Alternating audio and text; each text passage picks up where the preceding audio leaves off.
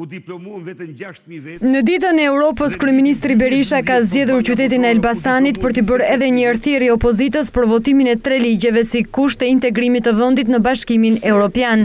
Ndërsa ka premtuar më shumë investime në arsim dhe infrastrukturë, Berisha ka theksuar se nëse opozita pranon, mazhoranca është gati që nesër për votimin e 3 ligjeve të kërkuara për marrjen e statusit. Komisioni Evropian doli me konkluzionin se Shqipëria ka plotësuar detyrimet e saj. Ne jemi të gatshëm nesër t'i votojmë. Që nesër?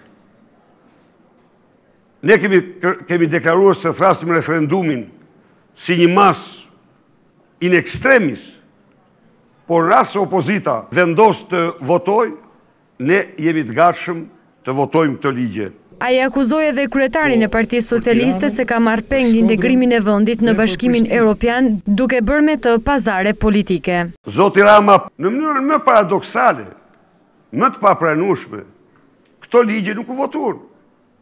Dhe u mor peng një pasaport e shkëlqyer për se cilin për jush. Gjatë vizitës së tij në Elbasan, kryeministri Berisha ka inauguruar shkollën 9-vjeçare Adem Kresniqi në lagjën Fushmbret. Berisha, duke ju referuar deklaratave të opozitës për arsimin, ka theksuar se po sulmon padrejtisht mësuesin, ndërsa u ka premtuar mësuesve dhe studentëve më shumë investime në fushën e arsimit me qëllim rritjen e cilësisë. Berisha ka premtuar po ashtu edhe më shumë vëmendje ndaj arsimit profesional dhe ndërtimit të qendrës më të kualifikuar të mësuesve në këtë qytet. Më pas, kryeministri ka inauguruar edhe bibliotekën e Universitetit Aleksandr Xhovani në Elbasan. Sot, në ditën e Europës, është më e qartë se kurrë se çfarë përmasash dramatike ka marrë dështimi i Sali Berishës dhe PD-s në ndërtimin e një Shqipëri Europiane. 3 shanse të humbura në marrjen e statusit vendit kandidat dhe fillimit bisedimeve për antarësim. Sali Berisha ka dështuar në ndërtimin e një Shqipërie Europiane, demokratike dhe më të drejtë.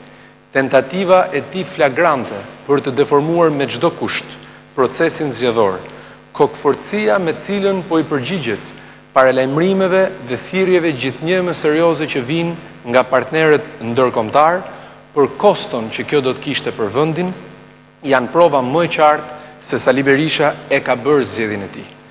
Integrimi në familjen euroatlantike dhe përkthimi i këtyre angazhimeve në standarde të prekshme për qytetarët nuk është zgjedhja e tij.